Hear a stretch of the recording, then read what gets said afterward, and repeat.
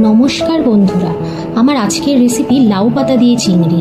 নরম লাউ পাতায় মশলা মেশানো চিংড়ি জড়িয়ে তৈরি হয় এক দুর্দান্ত ঘরোয়া স্বাদ। প্রথমে চিংড়িগুলো কেটে নিয়েছি। কচি কচি দেখে লাউ পাতা নিয়ে ছোট ছোট করে কুচি করে নিয়েছি।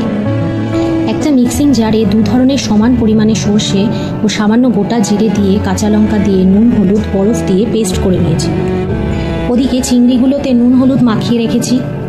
কড়াইতে জল দিয়ে সামান্য নুন দিয়ে লাউ পাতাগুলো হালকা ভাপিয়ে নিয়েছি।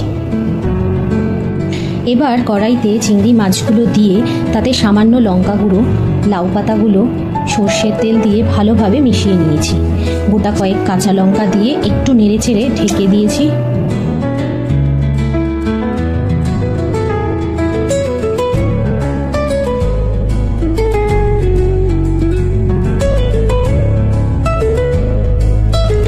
নামানোর আগে অল্প সর্ষের তেল দিয়ে পরিবেশন করব।